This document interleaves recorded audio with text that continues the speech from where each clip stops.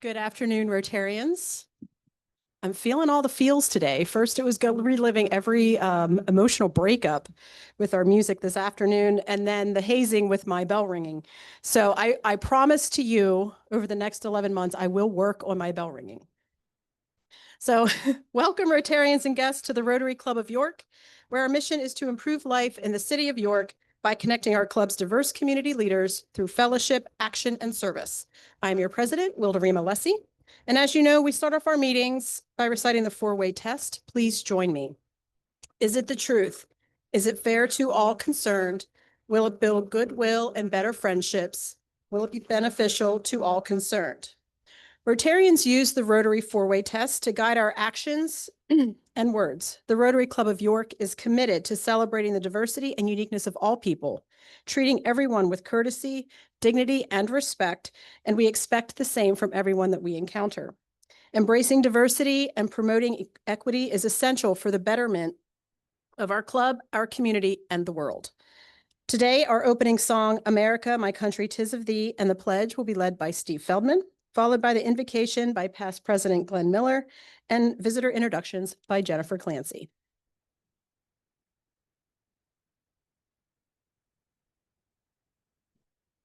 Please join me. My country, 'tis of thee, sweet land of liberty, of thee I sing. Land where my fathers died, land of the pilgrim's pride, from every mountainside, let freedom ring. I pledge allegiance to the flag of the United States of America and to the republic for which it stands, one nation under God, indivisible, with liberty and justice for all.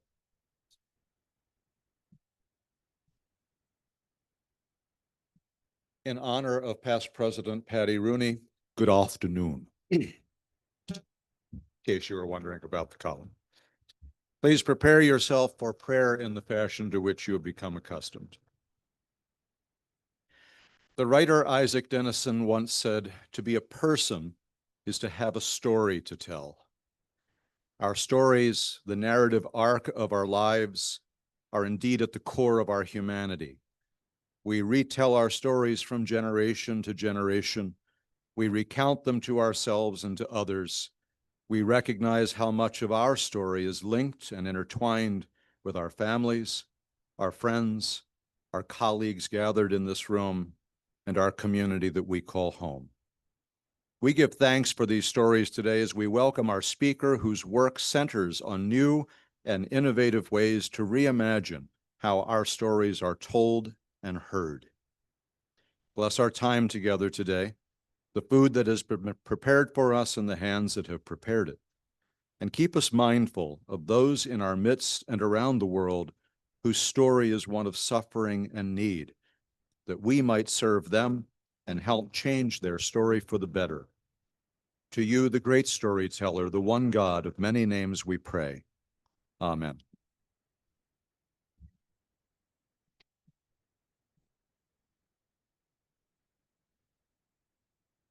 Good afternoon. I'm pleased to have the honor of introducing our guests for today's meeting. When I call your name, please stand and remain standing until President Wilda has welcomed you.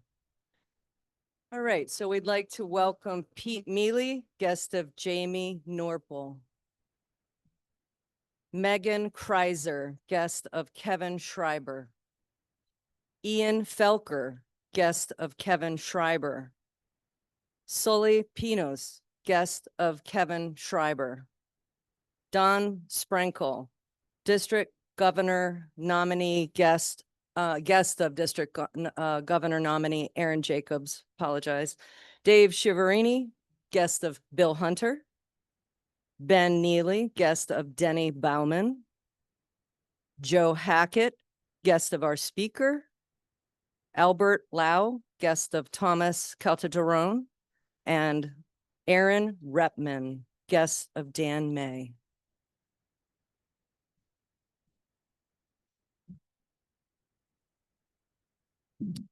We're so glad that you're here with us today. Whether this is your first visit or you're back again, it's always a pleasure to have new faces in the room. Rotary is about connection, service, and making a difference, and we're excited to share that spirit with you. We hope you feel welcome and inspired during your time with us. If what you see here today resonates with you, we'd love to have you consider becoming part of our Rotary family. There's always room at the table for people who care about our community. Rotarians, please help me welcome our visitors. You may be seated. And now for some announcements. The Speedy Committee will meet today at 1:30 downstairs in the Mixed Grill. The Rotary Board meets tomorrow morning at 8 a.m. on Zoom, and the PPE Committee will meet on August 13th at 8 a.m. on Zoom. So I wanted to take a moment to recognize the incredible success of last week's Rotary Means Business event at Market View Arts. It was, without a doubt, the best attended and most successful RMB event in our district, and hopefully a model for future events across District 7390. We had approximately 85 people in the room representing 9 Rotary clubs: York, Uptown York, York North, Hanover, Harrisburg, Carlisle, West Shore, Palmyra, and Lancaster Penn Square. It was amazing to see representation from all corners of our district. There was fantastic energy in the room, Rotarians connecting, sharing ideas, and building relationships. There was so much buzz that it was a challenge to get everyone's attention for the structured networking that the Membership Engagement Committee had prepared. A huge thank you to Bill Hunter and the Member Engagement Committee for all of their hard work in putting together such a fantastic event. And thank you to fellow member Jennifer Heasley for providing the fabulous food. And to everyone who attended, thank you. I hope you made some new connections, enjoyed the opportunity to meet District Governor Mary Brunsky, who we will be welcoming as our speaker on August 20th.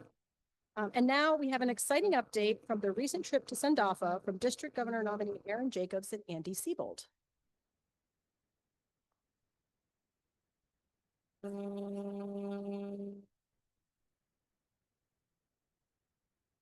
Good morning. Just really excited. We're just got back from about 2 weeks ago from an amazing and incredible trip to Sandafa, Ethiopia. Aaron and I spent 10 days there, and the lives changed in us and in the over 6,000 individuals directly impacted was truly incredible.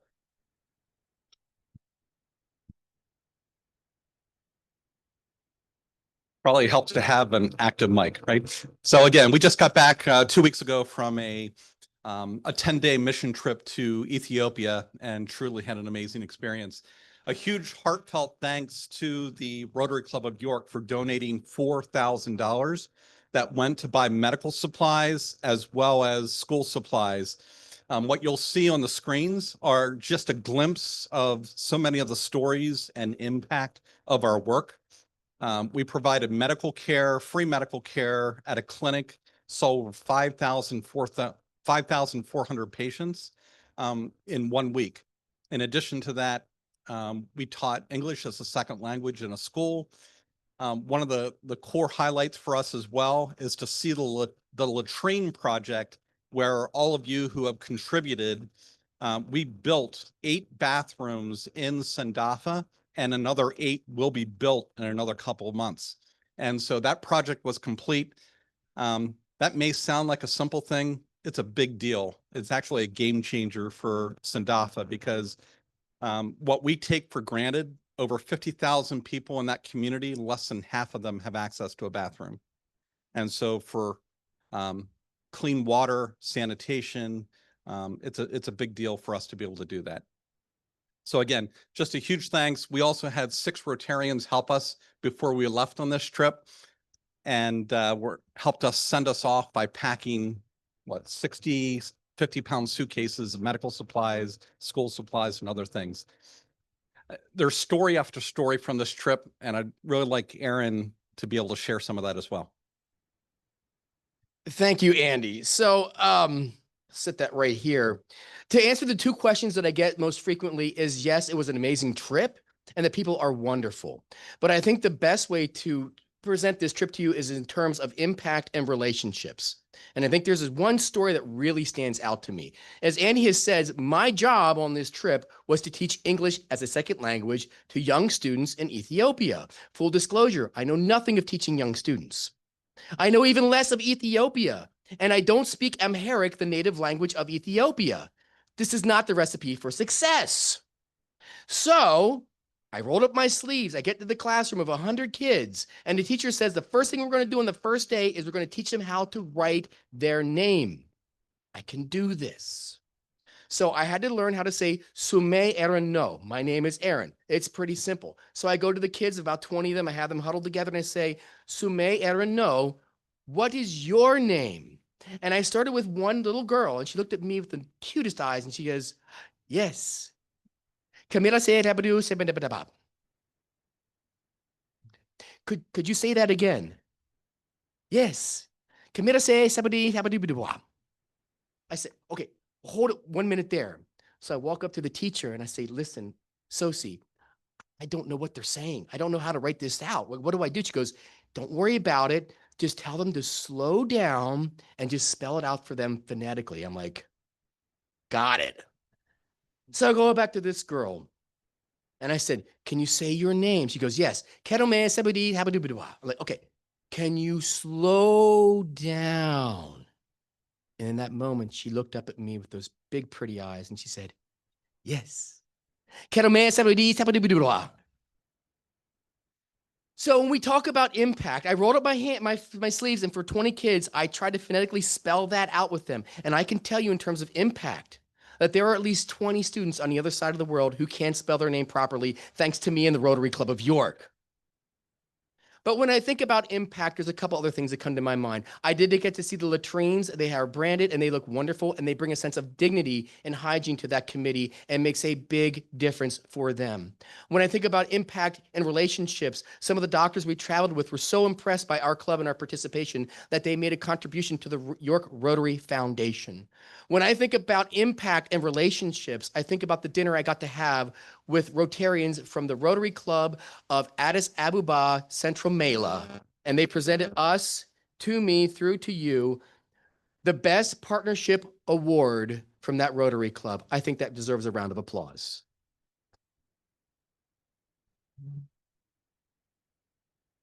And of course, I didn't come back empty-handed, and I think about impact and relationships. If I did it right, my guest and roomie, Don Sprankle from that trip, may be interested in becoming a Rotarian after our meeting today.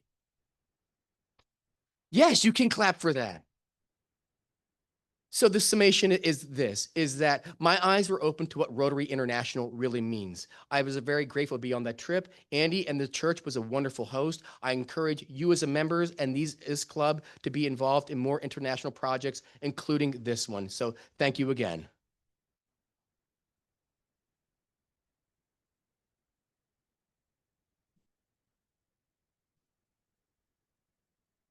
Well done. I didn't have to give Aaron the hook.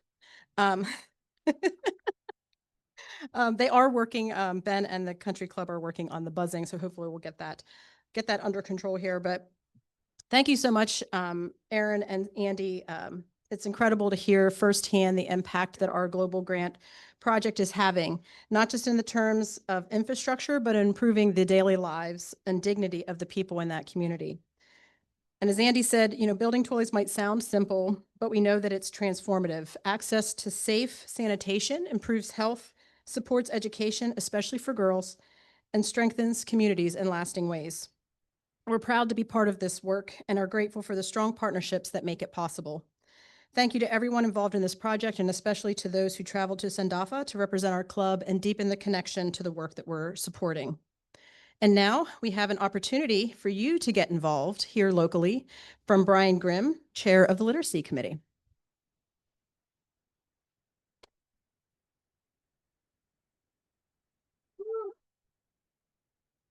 Kevin Schreiber contributing to the show here. Thanks, Kev. Good afternoon, everyone. I am here today as proud chair of our Youth Literacy Committee, a mighty group of 18 and growing. For those of you with white name tags, I know it's embarrassing, but the rumor is, in order to get rid of that name tag, you got to join a committee. So if you need to join a committee, come talk to me, Leo. I'm looking at you over there. So you don't want to wear those name tags all the time. Our committee is dedicated to raising awareness and promoting literacy by organizing programs that benefit the children in New York City. Here's what we do. So each week at the end of the show, we choose a book to be donated to the York City schools and our early learning centers across the city. That book is signed by the weekly speaker. It's a small but meaningful token of appreciation and a way to reaffirm our club's commitment to the children in our community. You may have heard from my good friend Jason McSherry a couple weeks ago, but I'm happy to share a bit more of our exciting new initiative in our program, Rotary Reads. Now, if you look at your table, you'll see a copy of Arlo Draws an Octopus. Please resist the urge to take it home. I don't want you living with the guilt of stealing a children's book from a child. It's not a good look. We only have so many. So, have you ever tried to draw an octopus? Odds are your version looks nothing like the person next to you. And that's the beauty of it. This book is all about Arlo learning about his creativity and how it's unique, and that's what makes him special. Our goal is to share this inspiring message with 750 pre-K students in New York City, in every single early learning center and pre-K classroom in the school district of the city of York, 750. And guess what? We already purchased the book, so we are committed. It's a done deal. They're ready to go. And again, don't take any at the table because that's part of the 750. Here's where you come in. We need volunteers on September 30th to help deliver these books. And if you're brave enough, just brave enough, maybe even read to some children. Now, reading to 3- and 5-year-olds is not for the faint of heart. Little Brian might wander off mid-sentence or yell out what mom made for dinner last night. I might even, little Brian, not me, I'm sorry, might even give honest feedback on how he feels about your hair or clothes. Don't worry, fear not. Our committee has your back. We're making a short video with tips on how to handle such situations. And if reading isn't your thing, you can still join us as classroom support. Or if you just want to sit with the kids and let us read to you, we can do that as well. I promise you the teachers stay in the room. They don't abandon you as soon as you get there. So the teachers they'll be in the room with you. They're not going to leave you alone with 20 preschoolers and an octopus book. Now, for those of you currently scrolling your phones, I see you looking through your book face and your Insta talks or whatever you do. Now it's time to close those apps and open up your very important Club Runner app. It should be on your primary screen and go through these easy steps to volunteer right now. All events, Rotary Reads, and I think there's one more, Ben, on the last step, which is sign up for the Rotary Reads. So we'd love to have everyone out there. 75 is what we're looking for. We'll take more if possible.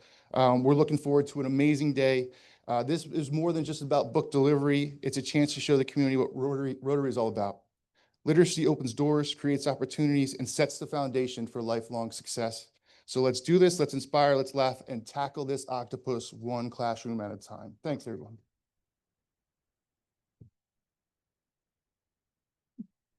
Thank you, Brian. And thank you for setting it up. I was going to say it's not intimidating to read to little kids, but Brian just told us otherwise. So, but Rotary Reads is a perfect example of how we're putting our strategic plan into action. One of our key goals is to increase the meaningful service projects that directly impact youth success in the city. By volunteering to read with local kids, we're not only supporting literacy, which is a foundation for lifelong learning, but we're also building connections that inspire confidence and curiosity. I will be one of those 75 volunteers needed, and I hope that you'll join me and the little hecklers. It's what was coming to mind when you were describing that, Brian. Together, we can make a real difference in our community's future. And now we have a new member induction by Phil Woods.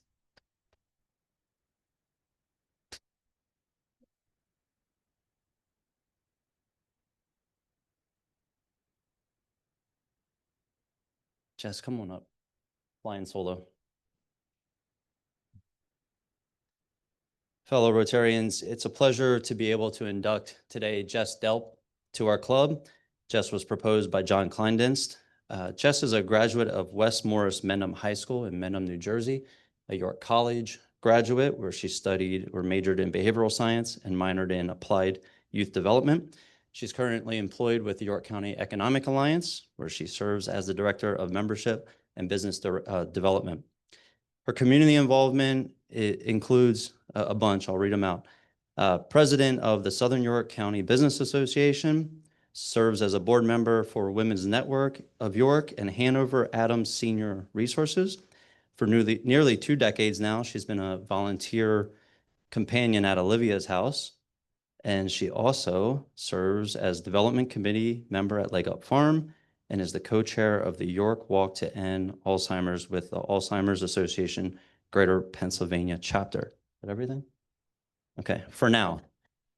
There was a mention of white name tags, which you wear. So there are a lot of committees that you can join. She's already, Leo, she's already joined one.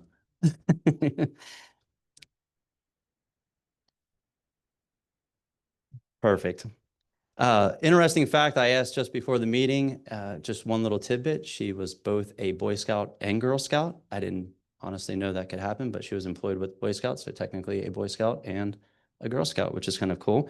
In 2024, she was honored as with the Boy Scouts Hometown Hero Award. In 2021, she was awarded or honored as a Central Penn Business Journal 40 Under 40 individual.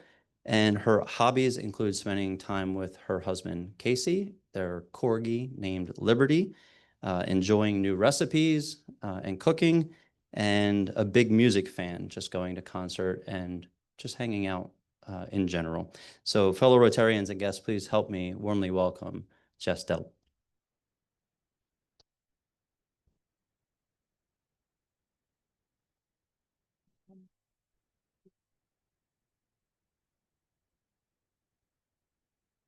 Welcome to, oh, Sorry. I wasn't going to say this, but I don't know if it's true. She may have gotten married in Vegas. And that marriage does continue. She confirmed, yes, marriage in Vegas.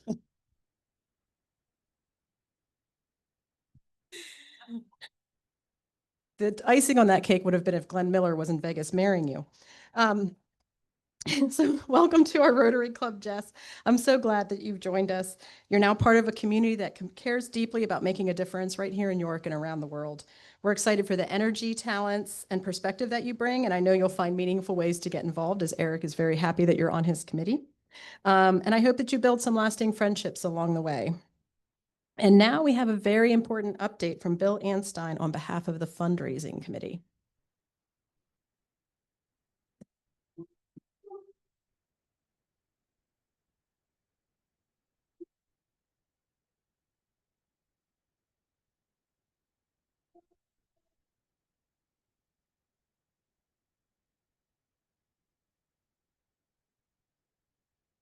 Thank you, musicians.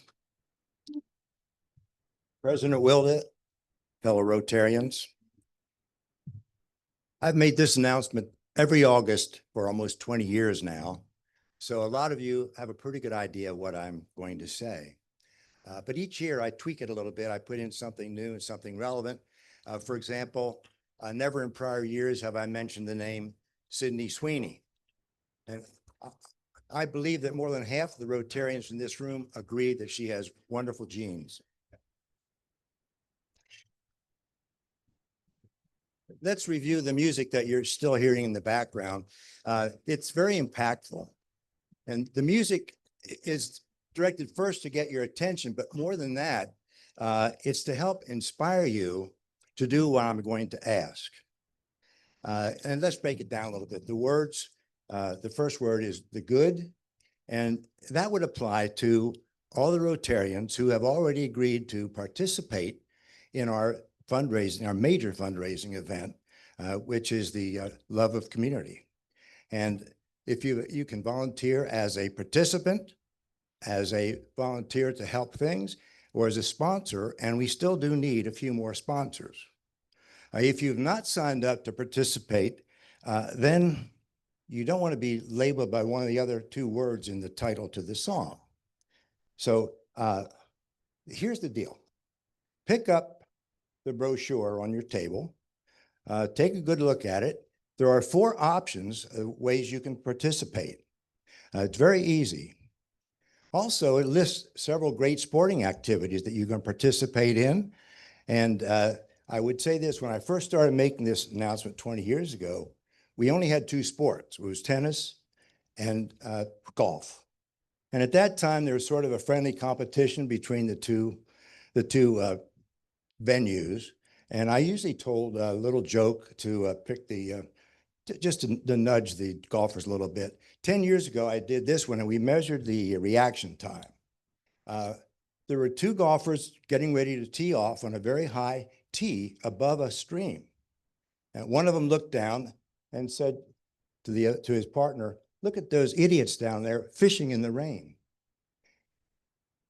And it usually takes about 3 seconds for people. The last time it was a lot faster. So maybe it's the hum in the background has you distracted. Okay. Well, here's the thing. Judd Lando and I are in charge of tennis and pickleball, and we do need some more participants. How many of you here have played tennis or pickleball in the past? Okay, so there's a lot of raw material there. Yeah, we do need you to sign up. People are shy. They sometimes wait to the last minute, but we take all levels of players. We want to fill all the courts, and it's lots of fun. All the activities that we are offering will be a lot of fun. Once again, I will close my announcement by emulating a mathematically challenged politician whom I will not name by saying, remember these 4 important words. Sign up today. Thank you.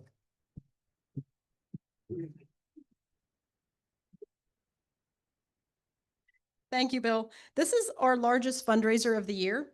And while we're close to reaching our goal, we're not there yet. So as Bill challenged, we need you to help make it a huge success. So sign up for a team, get a sponsorship, have your company sponsor. Every bit of support brings us closer to the finish line and to the impact that we're working toward together. At this time, I'd like to invite President-elect Kelly Gibson to introduce our speaker for today.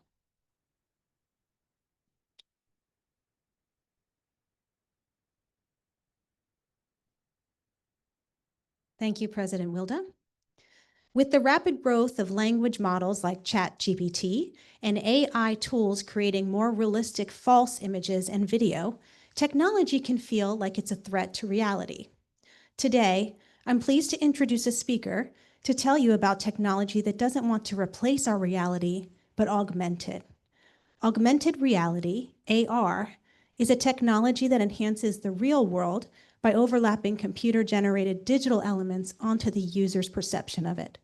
It combines the real information and virtual worlds, creating an interactive experience where digital information is superimposed on the user's environment.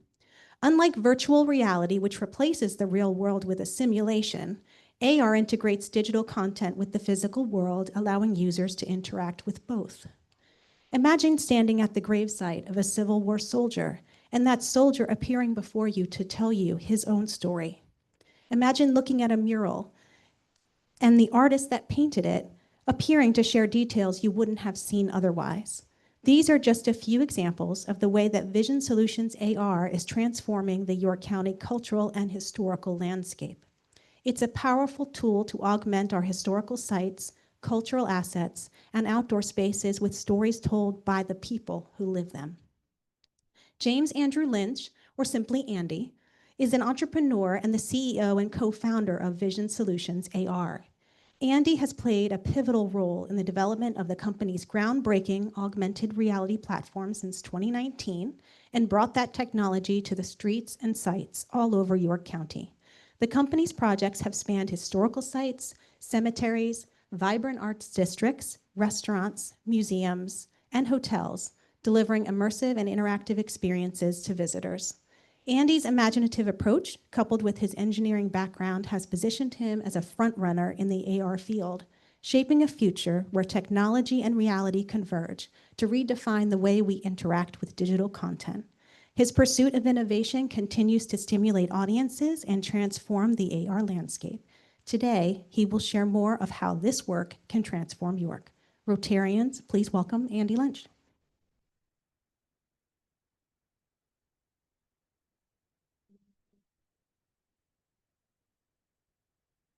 Thank you, Kelly. Hello, fellow Rotarians, guests. I'm excited to present to you something I'm very passionate about, and that's the augmented reality platform we've created as well as being an entrepreneur. First things first is on your tables, there's actually QR codes. Those QR codes bring you to a landing page where, depending on your phone, you can select an Apple device or Google Play. It will then download the Vision Solutions app. That app allows you to see augmented reality. We actually set up a demo in this room, as well as there's a number of sites across York County. When you download it, it'll ask for you permission to have your location and access to your camera. We need that to show you the augmented reality. And so we'll jump right in. Agenda, I'm going to talk a little bit about myself, just a couple slides, give you kind of the origin story. We'll go over what is augmented reality, why it's important, talk about some of the local projects and community engagement we've been involved in. Then I want to acknowledge the role that this Rotary Club and community and state organizations have had. And then we'll take a quick glimpse ahead and open it up to questions. So for those of you who have spoken to me, you may catch a little bit of a Boston accent. It's not a speech impediment. I grew up about 20 minutes outside Boston in a town called Andover, Mass. I say 20 minutes, that's at 3 a.m. on a Sunday. Take you about an hour and a half to drive with traffic. Attended Worcester Polytechnic Institute, engineering school in Worcester, Mass. Got a bachelor's in mechanical, a master's in fire protection engineering. Moved down to Columbia in 2000, was an intern, finished my master's, met my wife, moved to Loganville, and that was all in a 3-year span. So little stressful time in my period, kind of prepared me for being an entrepreneur. I think I had my first nervous breakdown doing the job changes and so forth. And then I was working for a startup company in Sparks, Maryland, commuting down. We actually sold that to a company, and I started my own engineering firm in 2013 out of my house. This is not my childhood home, but it is a home in Andover. I used to call it the Little House, but it's referred to as the America House. The reason I bring this up is you can see Samuel Francis Smith came to Andover. He was actually attending a theological seminary, which turned into Phillips Academy Andover, but he wrote the words to the song we sang today, which America. And so next time we sing it, you can think of the Little Yellow House in Andover and by extension, myself. Augmented reality. So what is it? Okay, so we'll eliminate what it's not. It's not virtual reality, which is putting on a headset and you're transported into a completely new universe. What it is we're trying to digitally enhance visually the area, but the augmented reality actually extends beyond that to music and sights and smells. As an example, the next time you're in Home Depot in the garden section, close your eyes and take a big whiff. They're actually pumping in fresh cut grass smell. They're augmenting your shopping experience so you'll actually buy more. You go into retail stores, you'll hear music in the background. That's to calm you, open up your wallet, and purchase more. We're a little more blunt. We are showing you the digital content, so we're overlaying onto it. You've probably all used augmented reality. If you've watched an MLB baseball game or football game, they're putting ads in there. They're putting the first down line. Those are all forms of augmented reality.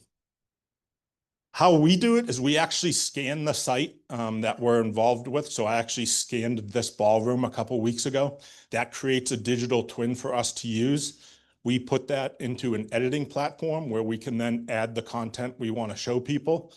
It also acts, we use it for machine vision. So when you're holding up your phone, it's actually locating, it's triangulating where you're sitting so that the digital content is all persistent and the same for everybody. So whether you're sitting in the back table there or over there, you're all going to see the same content in the same location.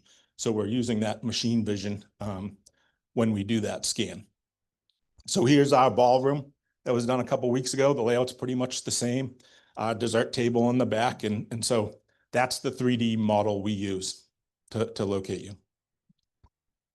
Some of the projects we've done, and you know, there's a lot of credit that goes out to the people in this room that helped with these projects, but one of the largest projects we've done to date is with Explore York. We've done about 14 sites across the county. So in front of the Goodrich House, as an example, the Yorktown lobby and ballroom is done, Mural Park, New Freedom, Railroad, PA, Hanover Junction, to name a few. We've got them up in Dillsburg, out at Wrightsville. So you can kind of go across the county to these locations and see augmented reality and learn about some of the history of those areas. If you type in AR Trail Explore York, the landing page for that will pop up, and they have the sites. They have their own app that you can check into those locations. And then if you open up the app, no matter where you are, it just pings your GPS location, uses that machine vision, and can see some of the AR in there. Did a great project with Friends of the Lebanon Cemetery. So the Lebanon Cemetery, that front section's done, very historic, Civil War veterans there, Underground Railroad. And with that, we then put more content into Mural Park, which used to be a historically Black neighborhood, as well as scanned the area around York High. So Pershing and Princess are done as well, and have content that relate the stories of those buried there to where they lived and worked in the York community. And then with Samantha Dorm, we did an event for the 688 to raise money to actually get military headstones in there. We've done the Colonial Complex at the York History Center. We did that as a pilot. We were then going to try to get some more money from the National Park Service. It kind of ended there as they were opening up the new museum, but would like to keep adding content to that site. And we actually did the 3rd story event space. That was actually the one we did for the 6888. So I'm going to show you just some snapshots. When we place something digitally in these areas, it's what we call taking up digital space. So here's an old photo of the station that down the NCR trail in New Freedom. So it's almost like you're looking into a window back in time, and you can actually position yourself to where the photographer was taking that picture, and it's like you're standing there. So those sit there and you can walk towards them. You can touch them and it'll blow it up onto your phone and then hit next to close it. You can see in the back on the trail, we've got a rainbow that encompasses the trail that people can walk under. There's a model of a train that actually we lined up with the tracks. There's some videos from Explore York playing there as well. This is Glen Rock Ruin Park, which was a real interesting site. An old factory building that they now let people go in and spray paint graffiti, but we could kind of be out of the box here. We have a hand that's actually coming out of the ground. There's like an angry mushroom that's moving around, some butterflies. So it's a little more creative. And then we have videos showing how it's used as an event space some of the time. Mural Park, this is probably one of our largest sites. It was actually our first outdoor site. So this is right across from Collusion Brewery.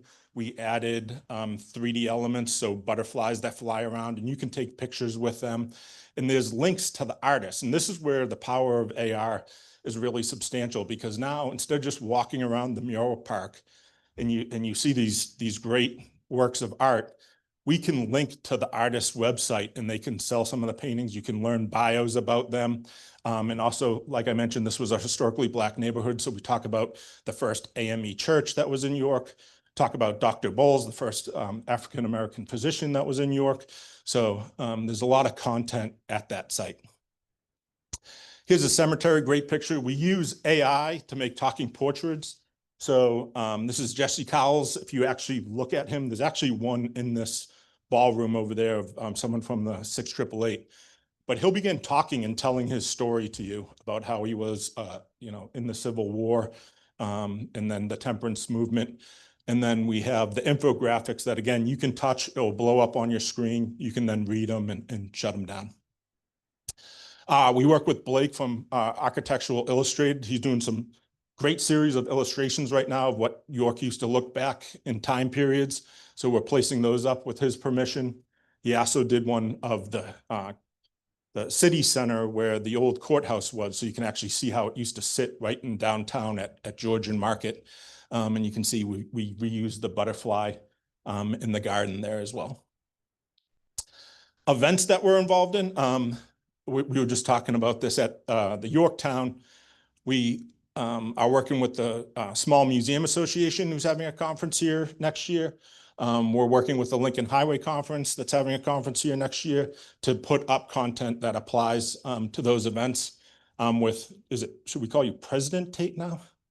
For the Miss PA event, we actually got to create avatars. There's actually an avatar standing next to me of Paige, a former Miss PA.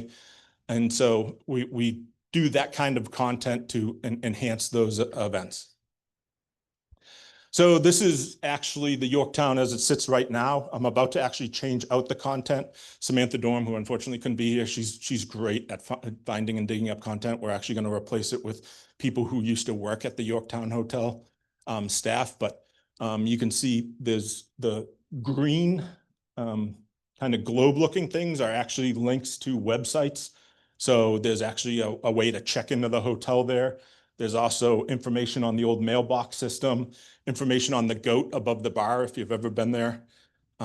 There's a goat and kind of tells the story of what that means, as well as there's a lot of local artists who have things in that lobby.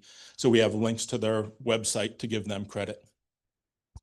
Here's what we did at the History Center and the event space. I believe this content's still there too for the 6888. So again, a talking AI portrait, a link to a website where you can make donations to actually buy military markers for the ladies that have passed away. Some of them don't have military markers or no markers at all, and a video on the 6888 as well. So here's Paige, who's also standing next to me at the Mural Park. She just goes and says, welcome to York, history is made here. And then around the Appel Center. So again, Samantha Dorm helped us with a lot of the content, finding old newspaper clippings.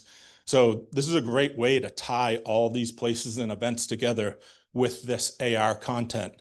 And the benefit of it is it doesn't weather, right? It's not signage we're paying for. It's not TV screens we're paying for. We can switch out this content and really tell the story and history and culture of York and the greater area. We don't collect any personal data, so don't worry, I'm not going to track everybody that downloads the app. We just collect, how many times do you open it, what you're looking at, how long are you on it. This helps us cater the content so that we know what people are enjoying or not enjoying.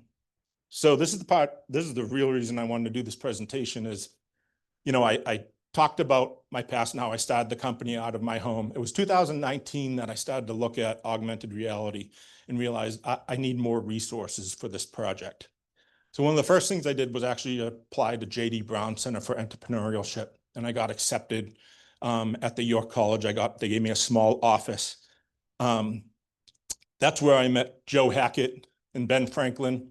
I actually applied for one of their accelerators, got into that. And Ben Franklin's done an amazing job helping us, not only with funding, but a lot of the resources they provide, human resources, connections, contacts. So that really helped sustain our company, develop this technology. With the last round of money we received, we actually hired a Penn State graduate to be our lead developer, brought all the development in-house. And now we're looking to actually hire a full-time salesperson. While I was at the J.D. Brown, I also got to meet Rebecca from our York Media. They wrote an article about us, which was fantastic. They helped us with some of the social media, but she also invited me to my first Rotary Club meeting. And it was shortly after that I joined the Rotary Club. I was so impressed with all the members in the talks they were having that I joined about 3 years ago at this point. Got to meet Erin. Erin helped us with scorecard sales, refining our sales pitch and helping us. And I'm not a sales guy. I'm an engineer at heart, right? So he really helped us and progressed with that. I met Laura from Explore York. Again, I can't thank Explore York enough and their efforts helping us with these 14 sites. Not only with, again, there was a grant associated with that, but it's the ability of us to go to those sites and test different concepts. When we received that grant, we couldn't do half the stuff that we do now. We didn't have any geolocation. We actually couldn't do outdoor sites. We couldn't do videos. And so there was a lot of content that we developed under that umbrella to help push that technology forward. And again, Mural Park, which is an Explore York site, was our first outdoor installation we ever did. Joan now retired. She was the impetus for doing the site at Colonial Complex. And then Sam, I can't thank Sam enough for the content that she creates for us, as well as I talk about her as my Paul Revere. If you've ever read the book, The Tipping Point, they talk about the two riders that went out that night, Paul Revere and Dawes. No one knows Dawes, but Paul Revere was very influential. That's what Sam is to me. She uses the AR at the Lebanon Cemetery. She uses the AR when she gets to the Mural Park on her Paved Over Prominence tour. She always sends me grant opportunities, so she's been fantastic. I mentioned President Tate. Again, thank you for the opportunity at the Miss PA competition, and hopefully there's a lot more to come. And of course, Kelly, the Cultural Alliance. I see this being a growing relationship with that, as this is so tied into the history and culture of York. And we can continue, now that this is set up, we can continue to use it for decades. I've also received a small grant from the York County Economic Alliance that helped us with some of our marketing material. So looking ahead, what does the future hold? Really the next big thing on the macro scale, what we're looking forward to is the introduction of glasses. Mark Zuckerberg just showed us about 6 months ago what they plan on introducing. I have a pair of glasses that doesn't have anything visual, but they are considered AR glasses. I can take videos, I can take pictures from the glasses, I can talk to the glasses and ask for information through AI. So the next is the visual component, which they're working on getting the right distinction in a wide enough field of view. And just like everybody bought an Apple Watch when they come out, a lot of people will buy these glasses, and it's going to help you see who's calling you, do text messages. They're actually pretty amazing. I've tried some on at conferences. They track your eyes so you can open files just by looking at them. They track your hands, so you're going to stop people walking down the street that are waving their hands back and forth. And that's going to be kind of our new reality. On the smaller scale, what I'd like to do is continue to expand in York with more sites, not just cultural sites, but businesses, schools, nonprofit, these events, and just make it just completely compatible across all of York County, where you kind of expect there to be augmented reality. So my ask to the club is one that you download this app, but go to these sites yourself, try it out, tell your friends, your neighbors, family, kids, grandkids.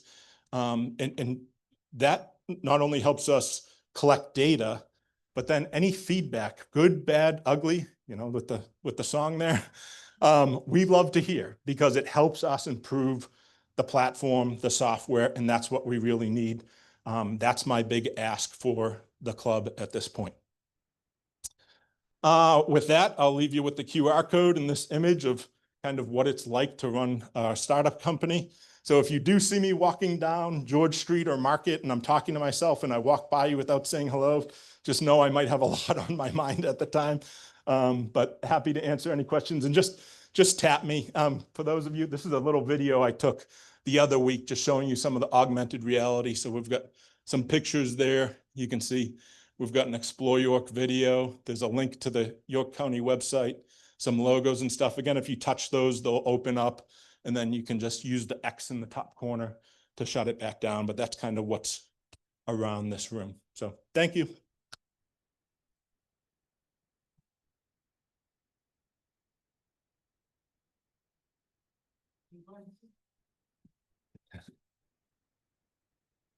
Don't ignore him. Don't.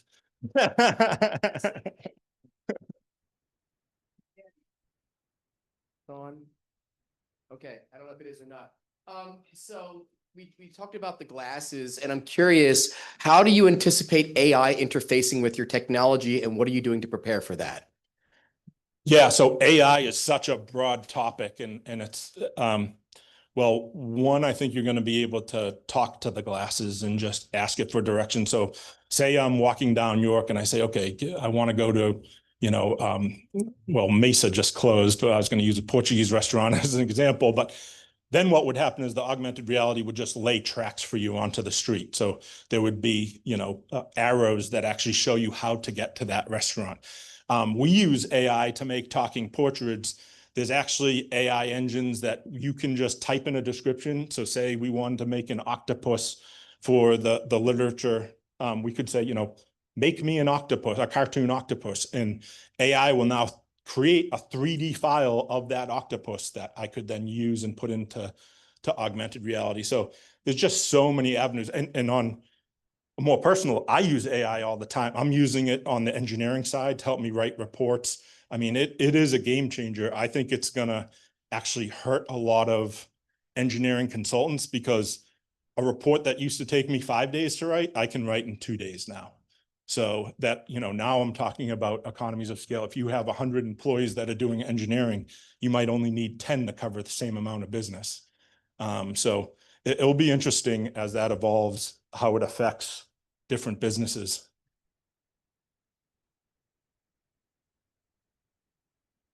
Anything else?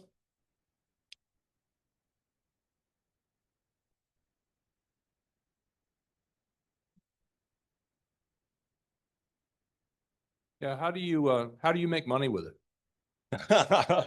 Good question. We charge reoccurring revenue stream. So one of the processes is, one, we have to keep up with technology, right? Apple and Android are introducing phones. There's also a lot of development we're doing and continue to do just to keep up with the pace of technology. We also are storing all that data. So when someone opens up their app, what actually happened when you did that is we did the machine vision, but we also took from Amazon Web Services all that information and downloaded it to your phone so we could display it. So it's actually a reoccurring revenue stream that we charge. We'll usually charge a setup fee and then do a monthly fee over time.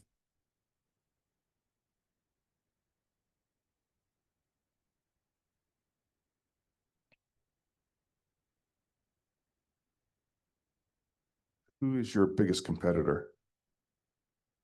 So there's what I think makes us special is there are a lot of software companies that are selling software development as a service. So when we go into an AR project, we're typically competing against a consulting company that does software development, and they'll do a custom project for the site. So like if you go to Smithsonian, there's AR projects there. Those were all put out to bid. They were custom. And the problem we see that is with when you start looking at small and mid-sized museums and aquariums, that's great when it starts, but if they want to change something or celebrate something that year, like say at the zoo, the birth of an animal, they would have to go back to that company and get a change order. What our platform allows them to do is to change that content very rapidly.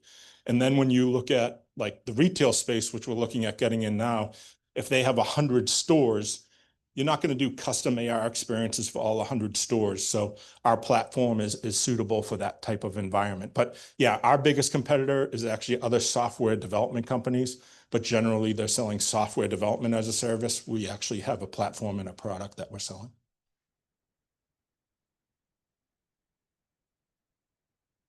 We got a question now. I can hear you. Yeah, he's almost there with that. Yeah, I was going to ask about the revenue model, which was asked, but am I hearing you correctly that a person to engage with a service in a park, in a museum, in a store, has to have that app? First of all, they have to have a smartphone. Yep. They don't go into the store with, you go in front of a rack of dresses and suddenly an AR type of 3D image pops up on top of that rack of dresses. You have to be looking at your phone. You have to have a phone. Yeah, you hold up your phone, you look around the store, and it'll start showing you the AR content. And we'll typically integrate with loyalty programs. So we're encouraging people to do it. They'll get loyalty points when they're shopping. They'll get certain discounts as well as getting knowledge. So think about if you were to go to a grocery store, now you can have an avatar of a nutritionist talking about the food, or a chef giving you a recipe, or so there'll be value to the consumer that then learns about and gets discounts and encourages people to use the AR, as well as doing some like amazing things like having a school of fish salmon swim above you in the in the seafood section of the grocery store. But as an add-on, Yeah. now I've gone into the store, now you fed me through AR what I wanted to see.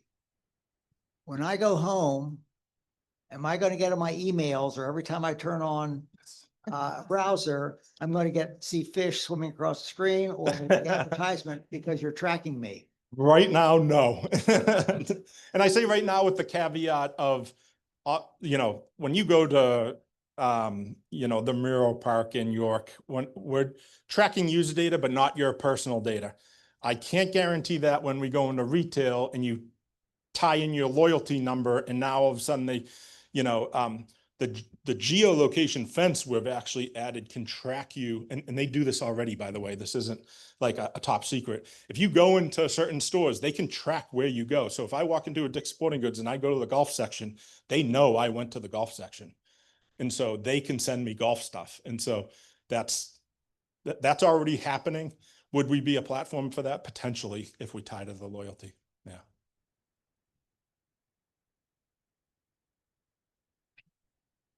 Is there any, between different augmented reality platforms, is there any universal, is the data unique? The data that you create, is that unique to your software? Or can you essentially can different platforms share the same type of data? So, okay, so there's different platforms and different ways of doing AR. We use area targets, so we're scanning, so we can put AR anywhere. A lot of the platforms use what's called image targets. So think about the QR code, but it can actually be an image or a label. Like some wine bottles do it, where you scan the wine bottle and the person on the wine bottle starts to talk to you. And that's an image target, which we don't use. The digital content we're putting in are just normal files. So videos, PDF document, links to website, all those are pretty standard format. The people have those already. The ones where it gets a little out of bounds are like the 3D files and the avatars we usually help create, but there's nothing special about the format we're using that we can't put it in, that someone couldn't use that content and put it into other AR experiences. The platform allows the user to upload whatever content they want to display and then place it. And we do that very easily. That's one of the benefits of the system. Question concerning just visitors coming into York County. How do they discover the AR that you have implanted? Are there QR codes? So in Bureau Park, there's on the signage, there's now QR codes that go to the Explore York AR trail. And then it's, you know, that's one of the benefits of AR, right? Is not, you don't have to be exposed to it if you don't want to see it. So it's really word of mouth. And that's why I'm asking people today, you know, go talk and spread the word that this is there, these experiences, take pictures, post it to social media, and get the word out there. One more. I'll make this quick. Let's say that I don't like to try on clothes and I've gone to the store. Can I look at the dress that Jim was standing in front of and it like puts a me and then it tries on the dress so I know what it looks like? Yeah. Thank you, ladies. You know what I'm talking about. There are after that. We'll put that on our development roadmap. Thank you.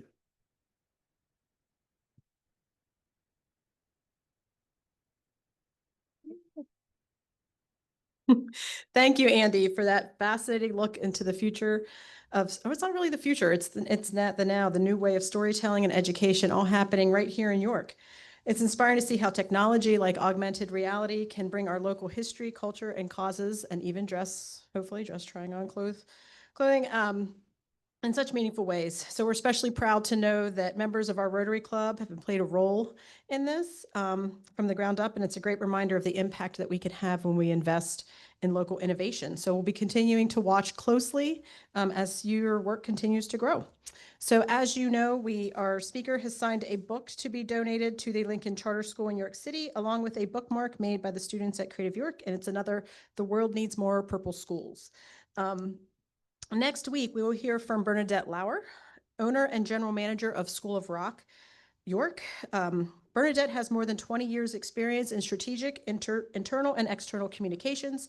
She opened School of Rock 18 months ago after deciding it was time for a career change. She will discuss her career journey from a leader in the corporate sector to a small business owner, making a difference in our community through music. And with that, this meeting is adjourned.